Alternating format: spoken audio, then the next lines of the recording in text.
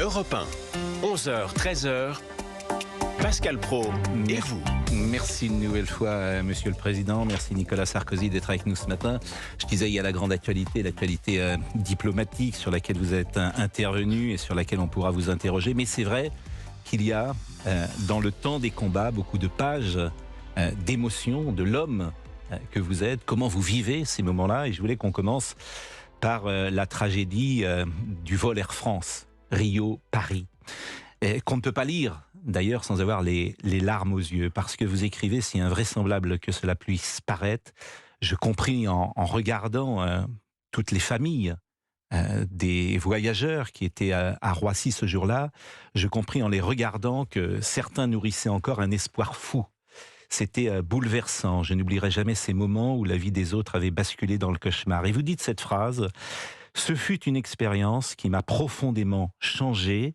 Je crois bien que de ce moment, je n'ai plus jamais été le même. » Bon, d'abord, j'ai voulu écrire ce livre, je ne prétends ni à l'objectivité, ni à l'exhaustivité. Mais je n'aime pas, quand on parle de la politique que j'ai tant aimé, qu'on en parle comme d'un plat froid. La politique, c'est chaud. Il y a des sentiments. Et j'ai voulu être un président incarné. J'ai pas voulu arrêter de vivre parce que j'étais président. On me l'a reproché d'ailleurs. Mais j'avais vu beaucoup d'aspects mécaniques dans la personnalité de François Mitterrand, qui avait des grandes qualités, ou dans celle de Jacques Chirac.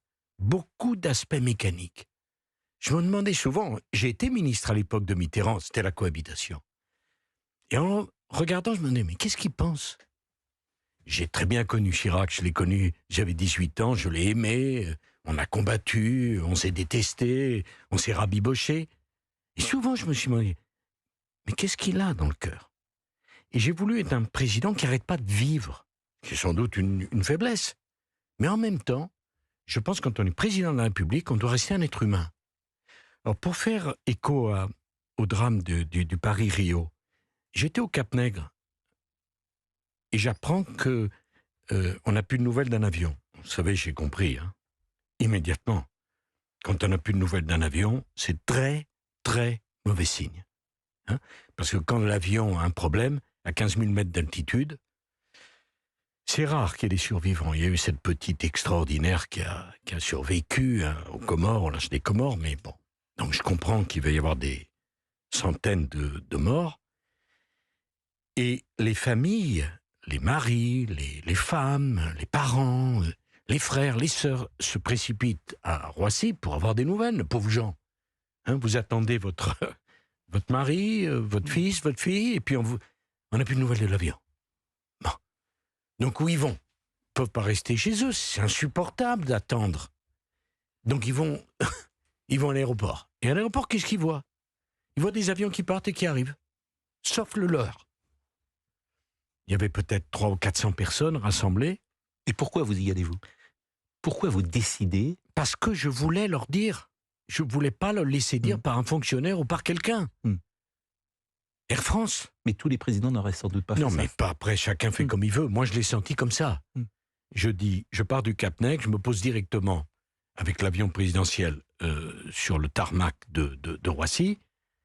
Je fais un dernier point de la situation avec les responsables de l'aviation civile. Le dernier point, c'était simple, ils ne savaient rien. Bon, mais quand vous n'avez pas de nouvelles, vous savez tout. Vous savez rien, mais vous savez tout. Et donc je dis, il faut leur dire maintenant. Il était fin d'après-midi. On n'avait plus de nouvelles depuis le milieu de la nuit, ou le petit matin. Bon.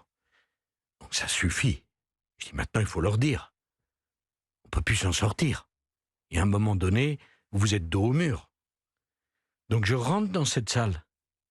Un silence, Pascal Praud. Mais un silence.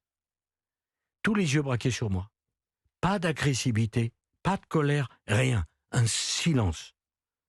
Un silence de mort. Parce que la mort, c'est d'abord le silence. Et je prends la parole. Et ma première phrase, j'avais pas pu dire un mot dans l'avion qui m'amenait du Cap-Nègre à Roissy parce que je pensais qu'à ça. Qu'est-ce que j'aurais senti moi ? qu'est-ce que j'aurais pu dire si ma femme était dans l'avion, si mon fils était dans l'avion? Qu'est-ce que j'aurais fait? Qu'est-ce que je dois leur dire? Et j'ai pas pu parler à mes collaborateurs, à personne. Et quand j'arrive, la première phrase qui me vient, mon devoir, c'est de vous dire la vérité. On va chercher jusqu'au bout, mais l'espoir de retrouver quelqu'un vivant est infinitésimal. Et là, physiquement, j'ai senti comme une onde de choc, comme une bombe, vous savez, qui explose, et il y a l'onde de choc, c'est-à-dire la masse d'air qui s'éteint. Et j'ai senti que ça pulvérisait les gens. Pendant 2-3 secondes, il n'y a aucune réaction. Comme une chape de plomb qui était tombée sur ces gens.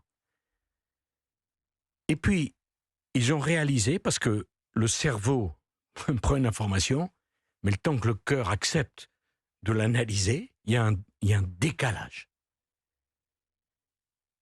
Et là, 3 secondes après, c'était des pleurs, des cris, des sanglots, beaucoup de bruit, c'est pas un jugement, beaucoup d'expressions, des gens qui s'écroulaient. Et oui, bien que j'avais été auparavant 4 ans au ministère de l'Intérieur, je ne m'étais pas habitué, d'ailleurs, peut-on s'habituer à la mort, mais à cette violence.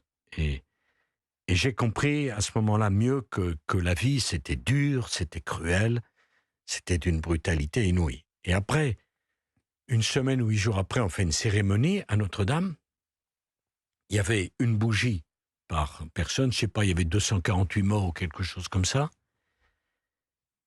Et il y a un jeune couple qui vient, qui dépose sa bougie. J'étais avec Carla à côté de moi, et là, tout le monde a fondu en larmes, c'était trop. Et j'ai compris aussi à ce moment-là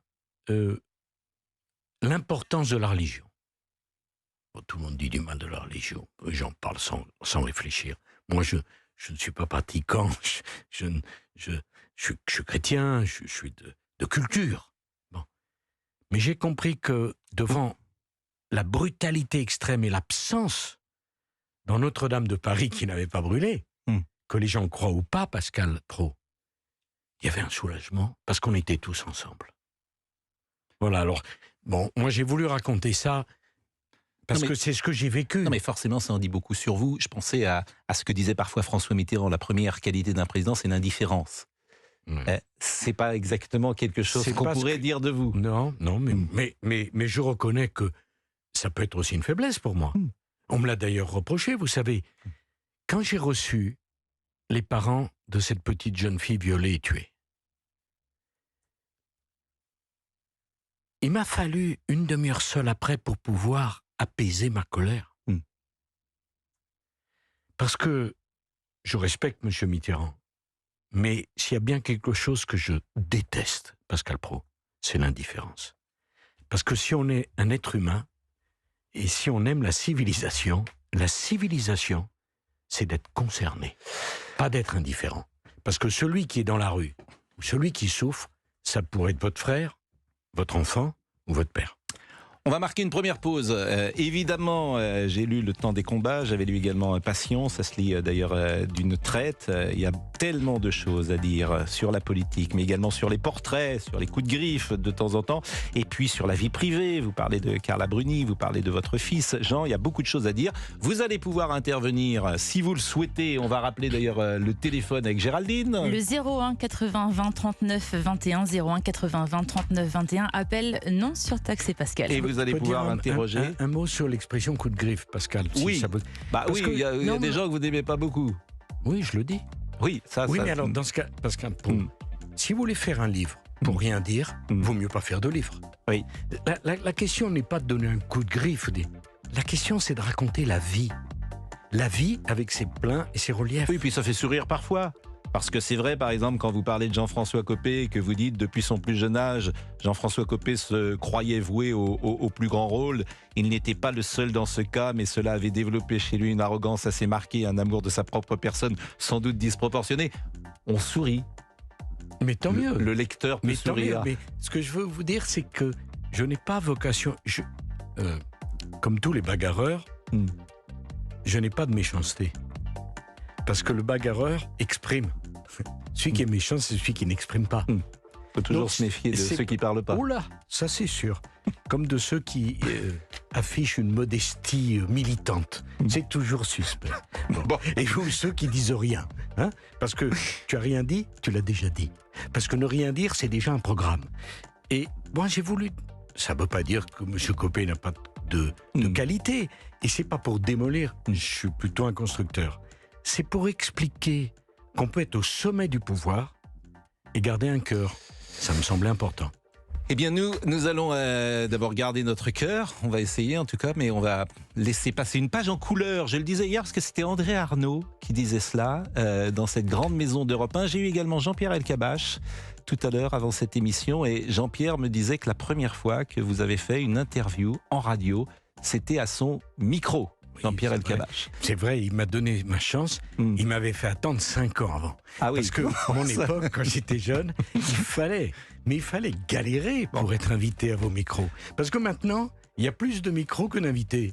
À mon époque, il y avait beaucoup plus d'invités potentiels que de micros. Bon, en tout cas, on embrasse Jean-Pierre. Je sais qu'il nous écoute. C'est une immense voix d'Europe 1. Et pour tous les journalistes de ma génération, c'est quelqu'un qui a tout simplement donné envie de faire ce métier. Et vous en parlez d'ailleurs dans votre livre avec Vous des savez, louanges. C'est un immense travailleur. Oui. Quand j'ai fait Ce qui n'est pas la qualité première toujours des journalistes, c'est ce que vous voulez dire. Oui, ça c'est certain. Il n'y a pas que les journalistes d'ailleurs, mais enfin parmi les journalistes, oui. Mais le premier interview qu'il m'a fait, j'étais tout jeune. Et j'ai été fasciné de voir qu'alors qu'il interviewait un bleuet, il avait travaillé comme une brute, tout était stabilo-bossé comme vous, en jaune, et je me dis, le secret au fond, c'est pas le talent, c'est le travail. La pause, à tout de suite. Europe 1. Pascal Praud et vous. Il est 11h18, vous êtes bien sur Europe 1. Pascal Praud et vous, c'est jusqu'à 13h. Et Pascal, Nicolas Sarkozy est votre invité exceptionnel aujourd'hui.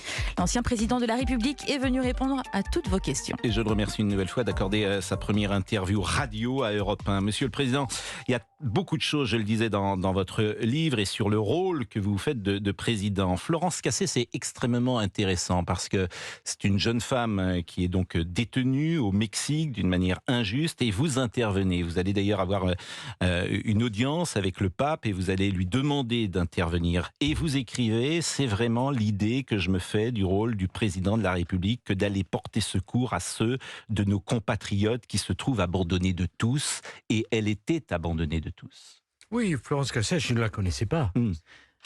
Et par l'intermédiaire d'un de mes amis qui était député de mon propre parti à l'époque, Thierry Lazaro, je reçois ses parents.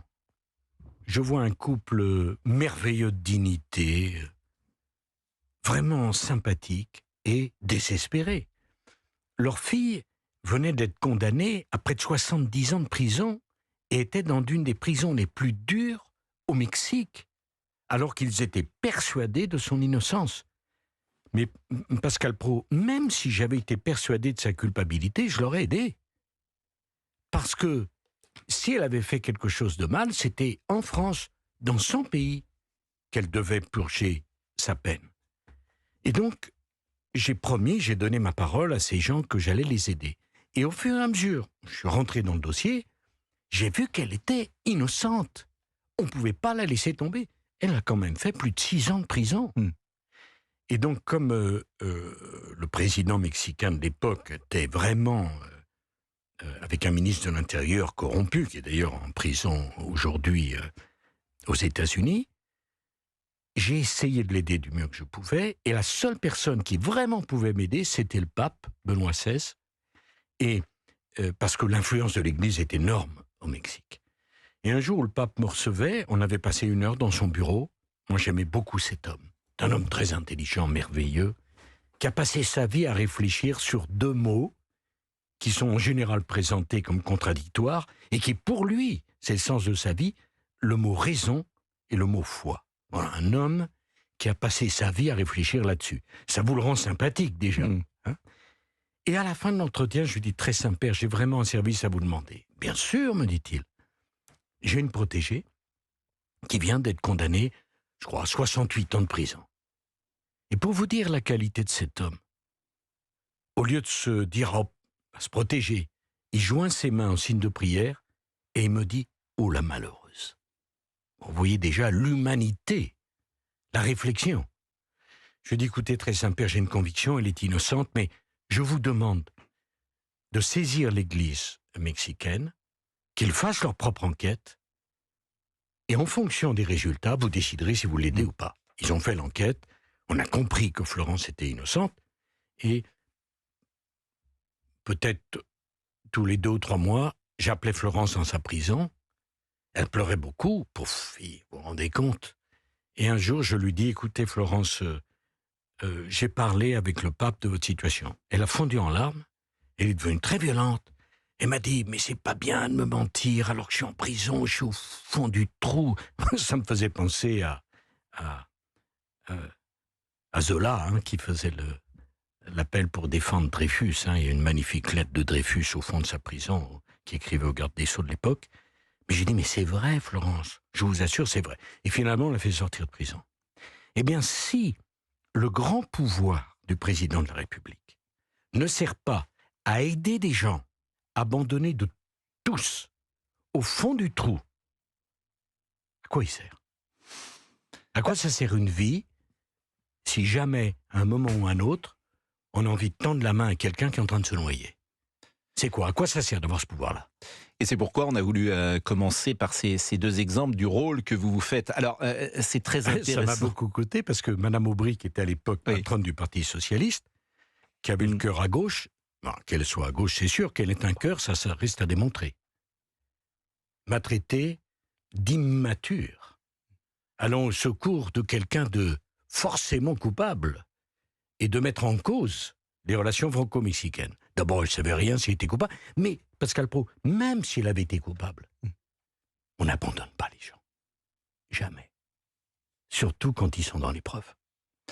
Alors, j'apprendrai évidemment rien à personne en disant que vous êtes présent sur tous les dossiers, vous l'écrivez vous-même. Je devais aussi mettre les mains dans le cambouis, on parle d'un remaniement, et c'est pour ça que c'est intéressant ces 2 exemples où vous êtes au Cap-Nègre, vous prenez votre avion pour venir vous-même dire aux familles le drame qu'elles vivent, vous intervenez sur l'affaire Florence Cassé, d'autres présidents peut-être ne l'auraient pas fait, mais je devais aussi mettre les mains dans le cambouis, et cette fois-ci, on parle d'un remaniement, et quand je vous lis, je dis, mais le Premier ministre, il ne sert à rien du tout, c'est vous qui faites la liste, c'est vous qui choisissez tous les noms. L'exercice du remaniement était délicat, je savais qu'il ne créerait qu'un élan de quelques jours s'il était réussi, etc. Mais c'est vous qui choisissez. Alors on peut le comprendre parce que, et vous le dites souvent dans le livre, c'est vous qui êtes élu. C'est le Premier ministre qui ne l'est pas. Mais à ce moment-là, est-ce que la Ve République doit se réformer? À quoi sert le Premier ministre? Non, mais on peut encore une fois, Pascal Praud, ne pas être d'accord avec moi. Je ne prétends pas la vérité. Mais j'ai beaucoup de respect pour M. Fillon, qui a été un très bon Premier ministre. Mais quand on avait des discussions, qu'il avait un désaccord avec moi, je lui disais, rappelle-moi, qui a été élu? Et qui a été nommé?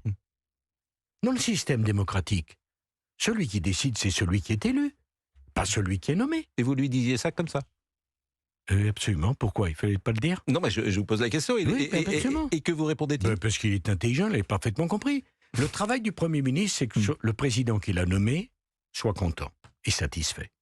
Le travail du président, c'est que 68 millions de Français soient contents.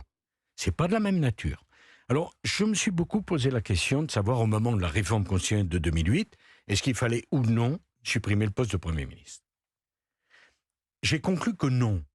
Parce que déjà, comme on parlait de moi comme l'omniprésident, j'ai été décrit comme quasi-dictateur par tous ceux qui sont à gauche. Dictateur non, mais omniprésident oui. Je pense même que vous avez changé la fonction présidentielle. C'est qu'on ne peut plus présider après vous comme on présidait avant vous, puisque vous avez été présent toujours, partout et tout le temps. Alors, est-ce peut-être aussi l'époque? C'est-à-dire que... Est-ce que vous croyez que c'est Pompidou qui dirigeait De Gaulle? Était moins présent sur le terrain. Quand même. Pompidou remporte la bataille du Grenelle à l'époque de 68 et De Gaulle le vire. Vous pensez que c'est Chaban qui contrôlait Pompidou? Non, mais Jacques Chirac ne présidait pas comme vous. Écoutez, j'étais numéro 2 du gouvernement de Jean-Pierre Raffarin. C'est pas Chirac qui dirigeait, c'est Jean-Pierre Raffarin? C'est une plaisanterie. Vous trouvez que vous n'avez pas changé non, d'une certaine manière? Si, j'ai ma responsabilité. Qu'est-ce qui a changé? C'est que moi, peut-être à tort, je ne veux pas mentir, j'aime pas le théâtre d'ombre. Il y a un patron, il y a un patron. J'étais le leader, j'étais le patron. Donc, oui, peut-être c'est une erreur, mais ce qui a changé, c'est que je revendiquais une situation qui était connue de tout le monde, mais qui était masquée. Parce qu'entre Rocard et Mitterrand, c'est pas Mitterrand qui décidait. Non, mais je ne dis pas que c'est une erreur. D'ailleurs, c'est peut-être une demande du public, également une demande de l'opinion. Elle vote pour quelqu'un, elle veut que celui pour qui elle a voté soit manette. Écoutez, j'avais vu Jacques Chirac aller à la télévision pour dire martialement, j'ai demandé à Jean-Pierre Raffarin d'engager la lutte contre le chômage. Mais vous plaisantez. Si les gens votaient pour Jacques Chirac, 2 fois, c'est pour que lui fasse le boulot, pas pour qu'il se le fasse faire. On va marquer Ça une n'a pas de pause. sens. On va marquer une pause et on va prendre peut-être une première question. La politique est affaire d'incarnation, écrivez-vous, et la valeur d'une peinture ne serait expliquée par le seul choix des pinceaux, des toiles ou de la qualité des tubes de couleurs. C'est le peintre seul qui fait toute la différence. Oui, donnez-moi les pinceaux de Van Gogh, vous verrez, vous ne serez pas déçus. Je crains de ne pas être capable de faire les tournesols. Bon. Et puis on écoutera, alors on est évidemment sur Europe 1, on écoutera quelques musiques parce que je sais que vous êtes proche du monde artistique et musical. Ben oui, je suis marié avec une grande artiste qui écrit merveilleusement bien et la musique m'a toujours accompagné. C'est d'ailleurs pour moi, vous savez, le seul moment où je me remémore, moi je me tourne vers l'avenir, assez rarement vers le passé. Ce qui fait revenir en moi des émotions du passé, c'est la musique, beaucoup plus que la photo. Bah écoutez, on va écouter des vieilles chansons, alors ça tombe bien, 11h27. Des vieilles chansons, des chansons. Des chansons Elles sont d'autrefois. jamais vieilles. Et des chansons d'autrefois. Je sais que Didier Barbelivien nous écoute également, et c'est Monsieur Nostalgie souvent dans ses chansons, pas forcément dans la vie. Mais on pourra pourquoi pas l'écouter également avant la fin de cette émission. Mais nous allons écouter un premier auditeur ou auditrice dans une seconde. À tout de suite, vous êtes bien sur Europe 1. Europe 1, Pascal Praud. Il est 11h30 sur Europe 1. Vous écoutez Pascal Praud et vous jusqu'à 13h. Et vos réactions au 01 80 20 39 21. Pascal, on vous retrouve avec votre invité exceptionnel ce mardi 29 août, l'ancien président de la République Nicolas Sarkozy. Son dernier livre, Le temps des combats, vient de paraître aux éditions Fayard. Nous sommes depuis 30 minutes effectivement avec Nicolas Sarkozy et nous allons écouter peut-être une première question. Bonjour Véronique. Bonjour Monsieur Praud, bonjour Monsieur le Président. Et Bonjour, merci Véronique. d'être avec nous. Vous habitez où Véronique ? J'habite Le Mans, dans la Sarthe. Et est-ce que vous avez acheté ou est-ce que vous allez acheter Le temps des combats ? Eh bien écoutez, je lis beaucoup, ce qui fait que tout ce qui est politique, je fais pas, mais j'ai beaucoup entendu de critiques positives et je pense qu'effectivement je vais l'acheter. Et là, je viens d'entendre effectivement une personne qui a énormément de sensibilité et ça me plaît. Et c'est vrai qu'on dit souvent que le président est le père de la nation et je pense que monsieur le président a été un père présent pour la nation qui a su nous montrer qu'il avait une sensibilité et qu'il était comme nous. Vous aviez voté pour lui ? Oui. Et vous avez peut-être une question à poser à Nicolas Sarkozy ou un souhait exprimé ? Alors, moi j'ai 66 ans, j'ai vécu dans ma vie des périodes où je vivais bien auprès d'une personne d'une personne libérale. Ensuite, je me suis retrouvée en précarité, c'est-à-dire qu'en fait, je suis aussi bien au courant des problèmes de gens qui vivent bien que de gens qui vivent mal. Donc, je ne peux pas dire que je sois de droite, de gauche. Moi, en ce moment, je me constate une chose, c'est qu'au niveau économique, on critique beaucoup les gens qui ont des capitaux. Mais il en faut parce que effectivement, sinon on ne peut pas créer d'emplois, etc. Mais on a aussi également le problème de personnes qui travaillent et qui, en travaillant, n'arrivent pas à vivre. Ils survivent simplement. Donc effectivement, il faut des capitaux pour créer de l'emploi, mais il faut aussi des gens qui travaillent, mais qui soient satisfaits de leur travail et qui puissent profiter tout en travaillant. Et la question, Véronique. Donc, voilà. Alors ma question, c'est aujourd'hui, est-ce que M. Macron, qui est le père de la nation, est-ce que vous ne pensez pas, comme je pense moi, qu'actuellement, il y a non-assistance à peuple en danger ? Bonjour Véronique. Alors, bonjour Monsieur le Président. Vous avez posé en vérité 18 000 questions. Vous avez, oui. bon. Je crois, voyez-vous, que tout chasseur devrait avoir été gibier avant de chasser. Que tout winner, que tout gagneur devrait avant avoir été un loser ou avoir perdu. Et on ne peut pas comprendre un pays si on n'a pas soi-même le corps recouvert de cicatrices.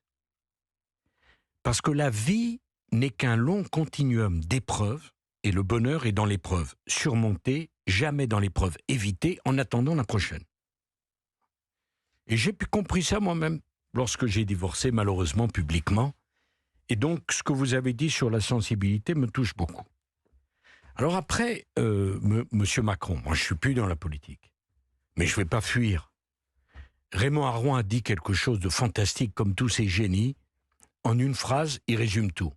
La politique, disait-il, c'est le choix entre le préférable et le détestable. C'est pas le choix entre le bien et le mal, entre le génial et le minable. C'est le choix entre le préférable et le détestable. Moi, j'ai choisi et je l'ai assumé. Et si c'était à refaire, je le referais. Emmanuel Macron. Parce que je ne voulais pas de Marine Le Pen et parce que je ne voulais pas de M. Mélenchon. Donc c'est le préférable. Exactement. Ça ne veut pas dire Préférable à Valérie que Pécresse. je suis... Non mais déjà, Pascal Praud, ne le répétez pas. Mais pour voter au deuxième tour, il faut être qualifié pour le deuxième tour. Bon, hein, quand vous arrêtez à la première étape, c'est difficile de remporter le Tour de France. Bon, donc le problème, c'est même pas posé. Et ne soyons pas cruels. Parfois, la barre est trop haute. Mais moi, j'ai fait ce choix-là, pas parce que j'étais d'accord surtout avec lui, pas parce que je comprends tout de lui, mais parce que j'ai pensé qu'en tant qu'ancien président de la République, mon devoir, vous m'entendez Véronique, mon devoir, c'était de faire le choix qui était le choix le meilleur possible dans le climat politique qui était celui-ci, et donc je ne le regrette pas. Bon, la question de Véronique, c'est non-assistance à un peuple en danger. Mais la vérité, Véronique, c'est que c'est l'ensemble de l'Occident qui a dominé le monde pendant des siècles et qui se trouve aujourd'hui dominé. La nouvelle la plus préoccupante ces dernières semaines, c'est la réunion de ce qu'on appelle les BRICS, sans nous. Moi, en 2007, quand je fais le premier G8 ou G7, G8 à l'époque, hein, les BRICS, c'est-à-dire Chine, Afrique du Sud, Inde, Russie, nous rejoignent pour la dernière journée. Maintenant, Véronique, ils se réunissent sans nous. L'axe du monde était un axe plein ouest, il est en train de devenir un axe plein est. C'est ça qui est préoccupant. Oui, mais vous voyez, vous dites vous n'êtes plus dans la politique, et moi je voulais vous faire parler d'autre chose dans le bouquin que de politique, et vous revenez immédiatement d'ailleurs à la politique, ce que je comprends. D'ailleurs, en même temps, il y avait la question de Véronique. Pascal, moi je ne suis plus dans la politique active, mais la politique, ça me passionne toujours. C'est comme vous. Vous n'y êtes plus jusqu'en 2020. Vous n'êtes plus dans le sport, mais le sport, vous y êtes toujours. C'est une chose de commenter la politique. C'est une chose d'agir en politique. Quand Non, je suis plus. N'y êtes plus du tout. Non. Vous savez, Jaurès, qui n'est pas un homme que je cite souvent, disait quelque chose de très intéressant.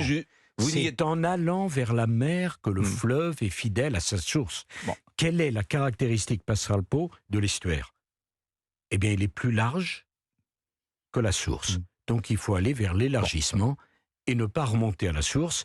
Il n'y a que les saumons qui font ça, et ça se termine mal. Parfois, on peut changer d'avis. Hier, on était avec Michel Sardou, il avait dit « je ne remonterai pas sur scène », et puis finalement, il remonte sur scène pour chanter. Peut-être, pourquoi pas ? En fait, vous voulez que je dise le fond de ma pensée ? Je pense que, et je pense que tous les Français pensent comme cela, ils vous connaissent tous, ils savent qui vous êtes. Et au fond, ils se disent, si un jour, il y a une opportunité pour revenir à l'Élysée, évidemment que Nicolas Sarkozy, il aura envie de revenir, parce que c'est dans votre nature. Bon, d'abord, vous avez le droit de penser cela, et franchement, je préfère que les gens me disent « on vous regrette », et pourquoi pas vous revenez, plutôt qu'on dise « on en a ras-le-bol de lui », et franchement, je préfère être traité comme je suis que comme est traité M. Hollande. Mais vous répondez pas vraiment. Non, je vous dis, mais j'ai fait d'autres choix. Je n'ai plus ma vie, je suis français, j'aime la France, la politique m'a tellement donné, je resterai passionné de politique, mais la notion d'opportunité pour moi ne fait plus partie de mon vocabulaire. On va être avec Julien dans une seconde. Alors, il y a beaucoup de choses, j'ai envie de dire, qui sont des pensées sur la vie. Je ne sais pas, mais en tout cas, le regard que vous portez sur la vie, sur l'existence. L'échec est trop souvent vécu dans notre pays comme une condamnation définitive, alors qu'il devrait être chaque fois une occasion de rebondir, ce que vous dites. Et ça, j'imagine un ado de 18, 20 ans qui lit ça, c'est peut-être des phrases qui peuvent résonner en lui. Mais tant mieux, parce que moi, j'ai été cet adolescent.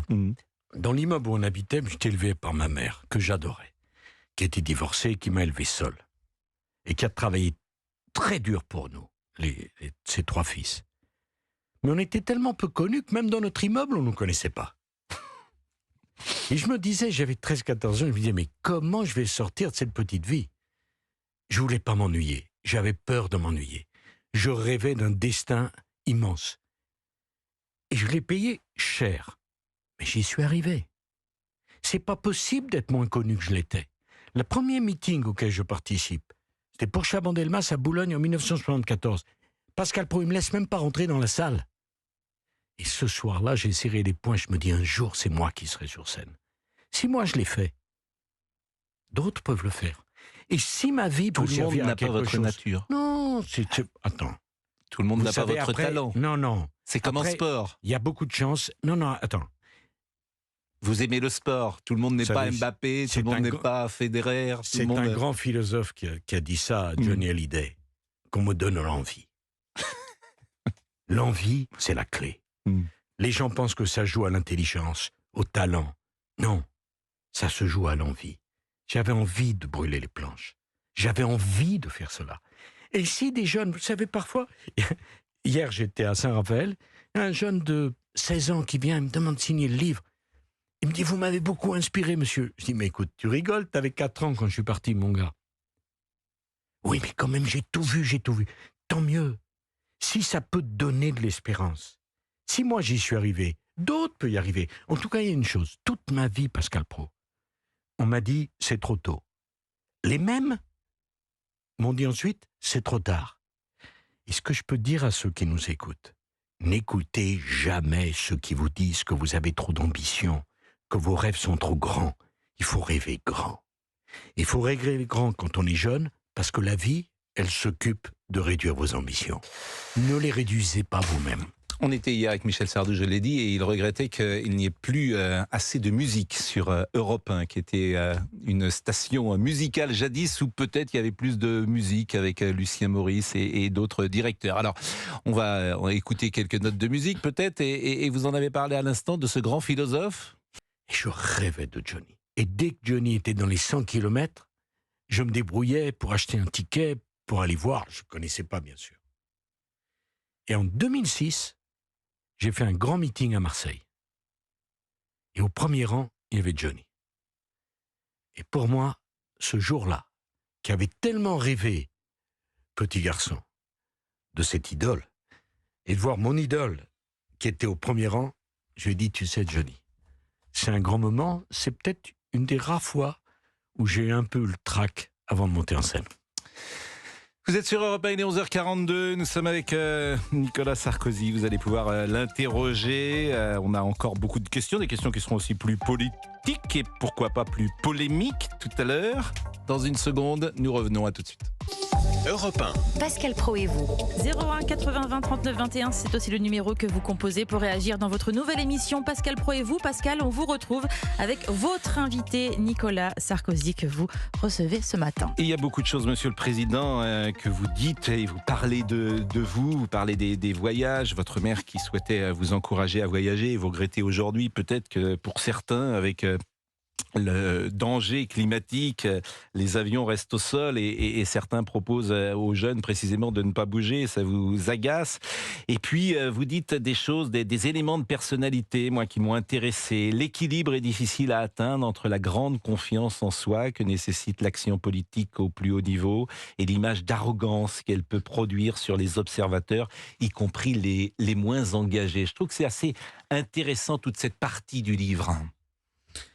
Bon, vous savez, j'ai été très proche d'Édouard Balladur. J'étais son ministre du budget, son porte-parole et même son ministre de la communication. Et il m'appelait tous les matins très tôt et tous les soirs avant de rentrer chez lui à 8 heures. Hein, c'est vraiment quelqu'un avec qui j'ai partagé beaucoup. C'était une grande intelligence.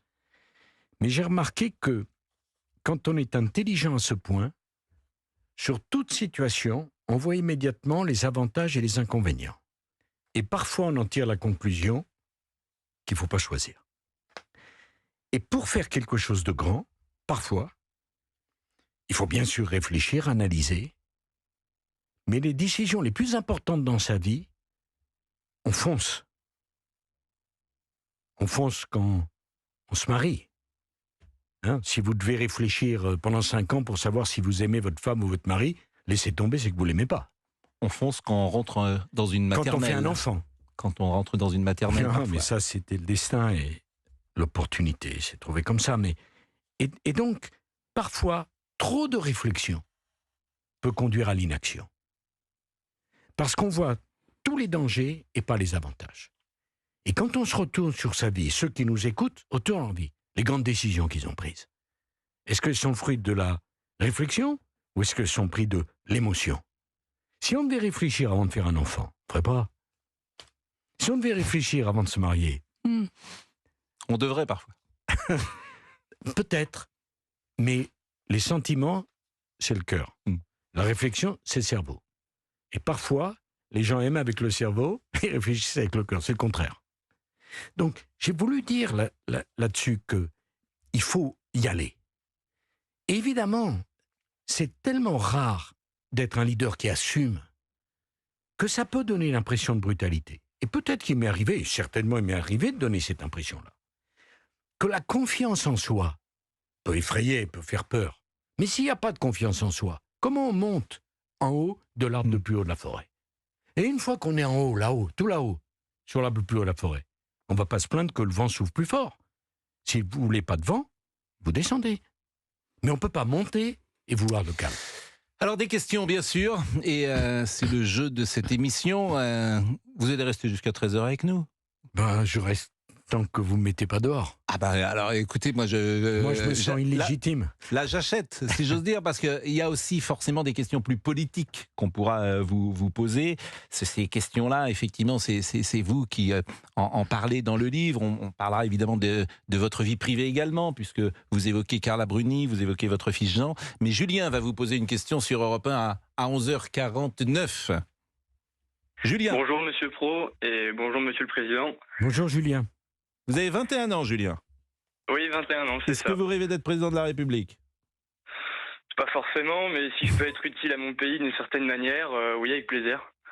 Je ne sais pas si c'est la bonne réponse, mais en revanche, votre question ou votre sentiment nous intéresse. Alors oui, Monsieur le Président, dans un article publié dans Le Parisien, vous invoquez la nécessité de rassembler la droite et vous citez 4 noms de personnalités capables de mener ce combat. Mais si vraiment vous deviez n'en retenir qu'un, le seul, à vos yeux, capable de vraiment rassembler la droite, ce serait qui pour vous? Bon, Julien, bien vu, bonne question. Bon, et comment s'en sortir en étant le plus sincère possible? D'abord, Julien, un vrai leader se fait seul. Et j'ai pas eu le sentiment que Jacques Chirac ait tout fait pour que je devienne le leader. Le préféré de Jacques Chirac, c'était Juppé. Manque de chance, ça n'a pas marché. Le préféré de François Mitterrand, c'était Fabius. Manque de chance, ça n'a pas marché. Donc l'idée que le leader d'hier, moi, fasse le leader de demain, Julien, c'est une idée dans laquelle je ne crois pas du tout. Parce que si le leader de demain a besoin d'être tutoré, c'est qu'il n'est pas un leader. Première remarque. Deuxième remarque, je détesterais, Julien, l'idée d'être celui qui critique de l'extérieur, qui décerne les bons et les mauvais points. J'ai voulu dire qu'il y avait des gens qui avaient du talent et du potentiel. J'ai cité Laurent Wauquiez, j'ai cité Gérald Darmanin, j'ai cité Bruno Le Maire, j'ai cité Édouard Philippe. C'est des gens qui ont du potentiel. Mais au départ du Tour de France, les gens qui ont du potentiel, il y en a plein. À l'arrivée, ceux qui gagnent, il n'y en a qu'un. Donc, il y a un peloton, les événements, leur énergie, le destin, la chance, le talent, fera la différence. Aujourd'hui, je serais incapable de vous dire qui. Et d'ailleurs, c'est sain. On verra. 4 ans, c'est une éternité. On va voir ce qui va se passer. Ce qui est sûr, en revanche, c'est qu'il faut qu'il y ait un leader de la droite républicaine. Parce que je crois au clivage de droite-gauche, parce que je crois que tout ne se vaut pas, et je pense que cette partie de l'opinion publique a besoin d'être représentée et d'être incarnée. Mais souvenez-vous, Julien, vous êtes jeune, vous avez 21 ans. Ma majorité allait de Bernard Kouchner à Philippe de Villiers. Et on vous l'a reproché. Bien sûr qu'on me l'a reproché. Et les gens de droite qui avaient voté pour vous, vous le reprochez. Et malgré cela, Julien, je fais 53%. Et en 2012, fait 48,5%. Donc, quand on rassemble aussi largement, et croyez-moi, j'avais besoin d'acheter des boîtes d'aspirine, hein, parce que je peux vous dire que ça faisait des maux de tête. Avec ça, on peut gagner. Sans ça, on ne peut pas gagner. Et puisque vous parlez de 2027, est-ce que vous regrettez d'avoir limité la présidence de la République à 2 quinquennats? Oui.